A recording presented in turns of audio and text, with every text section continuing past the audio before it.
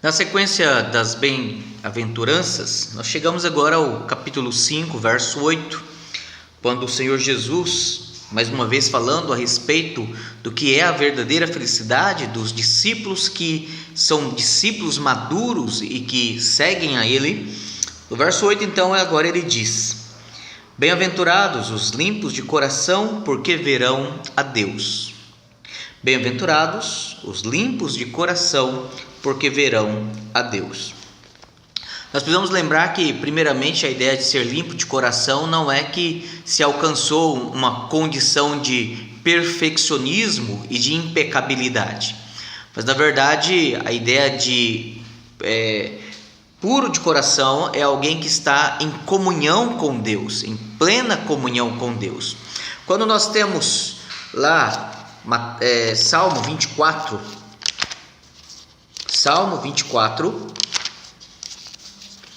do verso 3 ao verso 6, a palavra de Deus diz assim, Salmo 24, do verso 3 ao verso 6, o salmista, neste salmo messiânico, Davi lhe diz assim: Quem subirá ao monte do Senhor?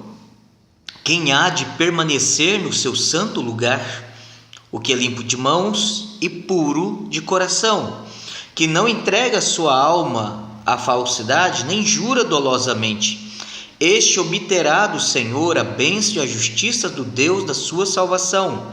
Tal é a geração dos que buscam a face do Deus de Jacó.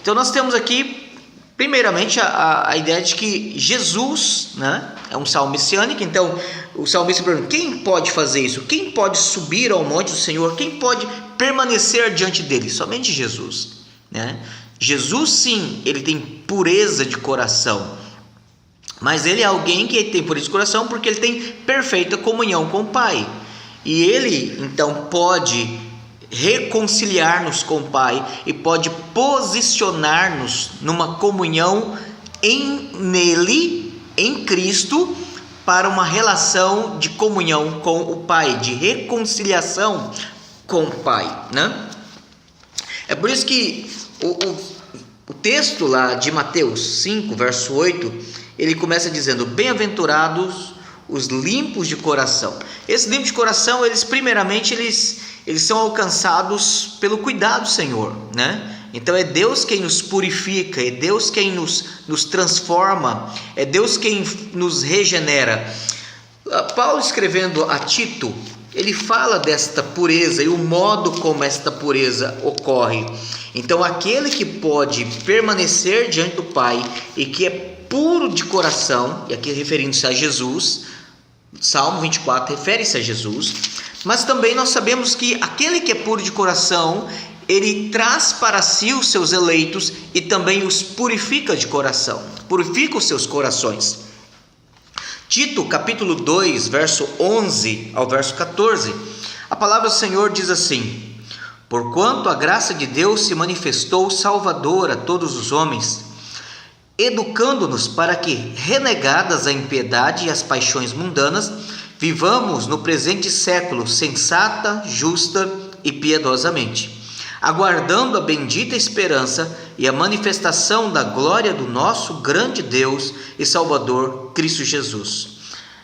Aí observe bem agora como que isto ocorre, como que isto internaliza, como que esta obra preparada por Cristo é agora efetivamente colocada em nós, ou aplicada em nós. Verso 14: O qual a si mesmo se deu por nós, a fim de remir-nos de toda iniquidade e purificar para si mesmo um povo exclusivamente seu, zeloso de boas obras.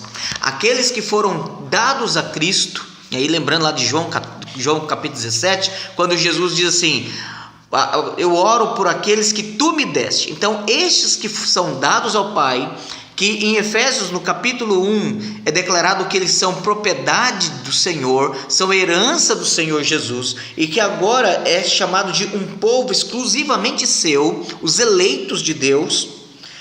Ele os purifica e para si mesmo os torna zelosos de boas obras. Então observe que a ideia de ser puro de coração, de fato é uma ideia de santificação, de purificação, primeiramente no sentido de uma santificação posicional, ou seja, em Cristo nós somos santos. Em Cristo Deus não nos olha mais como pecadores. Em Cristo nós somos recebidos agora perfeitos nele, embora ainda pecamos, porque esta santidade ela é posicional, porque na verdade a nossa experiência ela é progressiva. Em Cristo, e agora em Cristo posicionado neles, também em Cristo nós crescemos, santificamos, progredimos, aprendemos e crescemos nele. Mas o capítulo 3 de Tito ainda continua falando a respeito desta purificação, desta pureza de coração, que aquele que é o puro de coração, segundo o Salmo 24, ele também nos purifica de toda a nossa iniquidade. E aqui no capítulo 3, verso 4 ao verso 7, ele diz então que esta pureza ocorre por obra do Espírito Santo, que foi enviado pelo Senhor Jesus para internalizar a obra que ele realizou. Tito capítulo 3, do verso 4 ao verso 7, diz assim a palavra do Senhor: Quando, porém, se manifestou a benignidade de Deus, nosso Salvador, e o seu amor para com todos, não por obras de justiça praticadas por nós, mas segundo sua misericórdia, ele nos salvou mediante o lavar regenerador e renovador do Espírito Santo, que ele derramou sobre nós ricamente por meio de Cristo Jesus, nosso Salvador, a fim de que, justificados por graça, nos tornemos seus herdeiros, segundo a esperança da vida eterna. Então, nós somos salvos, Cristo nos salvou, mediante o lavar regenerador e purificador e renovador do Espírito Santo.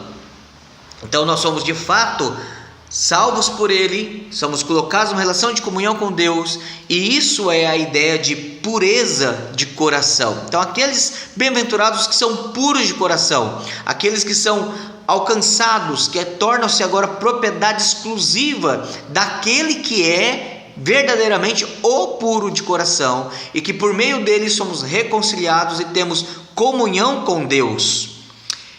Aí sim, nós podemos ver a Deus, nós podemos ver as obras de Deus, nós conseguimos enxergar na criação as digitais de Deus. Enquanto cientistas laboram, mexem, trabalham, examinam todos os detalhes da criação e veem apenas meros mecanismos, nós cristãos, convertidos e com os nossos olhos abertos pela graça, nós conseguimos ver as maravilhosas obras de Deus em cada detalhe.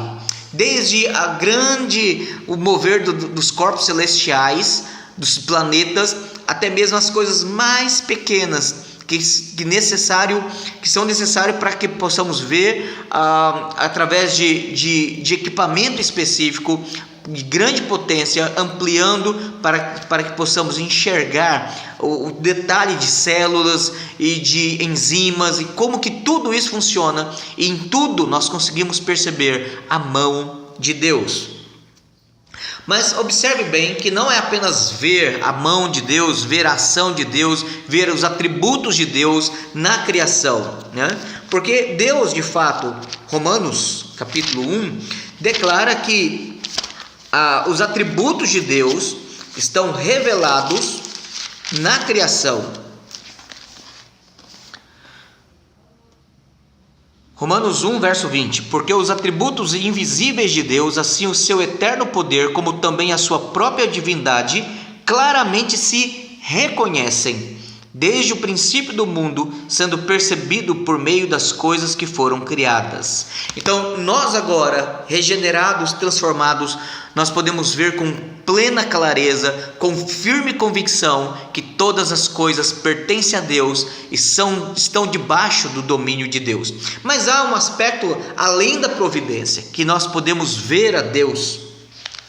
Conforme o Senhor Jesus diz: bem-aventurados os limpos de coração, porque verão a Deus. Nós vemos a Deus então não somente na criação, conforme Romanos 1, verso 20 nos declara, mas nós podemos ver a Deus numa relação de comunhão espiritual. Leia comigo, por favor, terceira epístola de João, verso 11. 3 João, verso 11. Amados, não imites o que é mal, senão o que é bom. Aquele que pratica o bem procede de Deus. Aquele que pratica o mal jamais viu a Deus. A ideia de ver aqui não é literalmente olhar com os olhos, mas a ideia de ver no sentido de estar em comunhão com Deus. Porque de fato ninguém de nós nunca viu a Deus, né? Paulo diz isso a Timóteo, né? Aquele que é imortal e habita em luz inacessível, a qual nenhum homem é capaz de ver. Então, no sentido de olhar com os nossos olhos, literalmente falando, ninguém é capaz de ver. Não há nenhuma contradição nisso. Mas a ideia de ver aqui é de estar em comunhão com Deus. O salmista, Salmo 119, verso 18. Salmo 119, verso 18. Salmo 119. Verso 18, a palavra diz assim: desvenda os meus olhos, para que eu contemple as maravilhas da tua lei. Então é necessário para que nós possamos realmente receber este livro como palavra de Deus, porque ele é, e possamos perceber a grandeza, a glória revelada de Deus nele. É necessário que Deus desvende os nossos olhos, para que possamos ver a mão de Deus, o poder de Deus, a beleza de Deus, o governo de Deus em todas as coisas. Mas ainda, Efésios capítulo 1, verso 18, para a nossa santificação progressiva, é necessário também que Deus haja, que Deus opere em nosso coração. E Paulo usa uma linguagem muito interessante no capítulo 1, verso 18, quando ele diz: iluminados os olhos do vosso coração, para saberdes qual é a esperança do seu chamamento, qual a riqueza da glória da sua herança nos santos. Então é necessário que também Deus ilumine os olhos do nosso coração, para que possamos firmemente contemplar a Cristo, amá-lo, submeter e realmente reconhecer a soberania dele sobre todas as coisas, né? Verso 20, 21 diz: o qual exerceu ele em Cristo, ressuscitando dentre os mortos e fazendo-o sentar-se à sua direita nos lugares celestiais, acima de todo principado e potestade, e poder e domínio e todo nome que se possa referir, não só no presente século, mas também no vindouro. Então, quando nós temos os olhos do nosso coração aberto, quando nós contemplamos a Cristo realmente regendo, Senhor sobre todas as coisas, nós temos a nossa santificação estimulada, nós temos a nossa submissão exigida, e nós temos uma gloriosa posição experimentada junto com Cristo. É por isso que também nós podemos crer que esta visão, esta contemplação, não é algo somente aqui e agora, mas é algo que nós veremos de forma perfeita quando nós encontrarmos com o Senhor.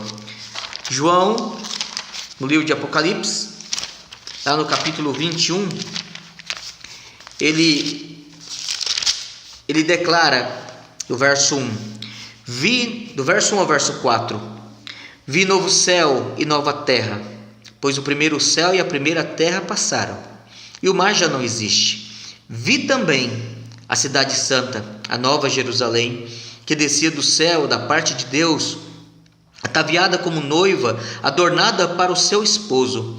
Então ouvi grande voz vinda do trono, dizendo: eis o tabernáculo de Deus com os homens, Deus habitará com eles, eles serão povos de Deus, e Deus mesmo estará com eles, e lhes enxugará dos olhos toda lágrima, e a morte já não existirá, já não haverá luto, nem pranto, nem dor, porque as primeiras coisas passaram. Mas observe que o verso 1 e o verso 2, João começa dizendo: eu vi. coisas que nós um dia também veremos. Quando Deus consumar todo o juízo, quando Deus finalizar toda a sua obra, quando Satanás e os seus anjos, aqueles que não têm o seu nome escrito no livro da vida, e o próprio inferno for lançado no lago de fogo, e todas as coisas refeitas, transformadas e restauradas, nós veremos um novo céu e nova terra. Então, bem-aventurados os puros de coração, porque eles verão a Deus. E Paulo, em 1 Coríntios capítulo 13, verso 12, ele diz assim: porque agora vemos como em espelho, obscuramente, então veremos face a face. Agora conheço em parte, então conhecerei, como também serei conhecido. Finalizando, então, nós podemos concluir que bem-aventurados os limpos de coração, porque verão a Deus. Somos limpos de coração porque aquele que é limpo de coração, Cristo, ele nos purifica pela obra do seu Espírito. Pelos seus méritos, pela sua obediência, ele que pode colocar-se diante de Deus e interceder por nós. Ele que realizou uma obra perfeita e a aplica em nós pelo Espírito Santo, ele agora nos capacita a ver a Deus em comunhão, a ver a Deus na sua palavra, a ver a Deus em toda a criação, em toda a obra, a ver a Deus em toda na santidade que ele promove em nós. Mas chegará um momento em que nós veremos a Deus em Cristo Jesus, no novo céu e nova terra. Então essa é uma promessa que nós aguardamos. Bem-aventurados os puros de coração, porque eles verão a Deus. Amém.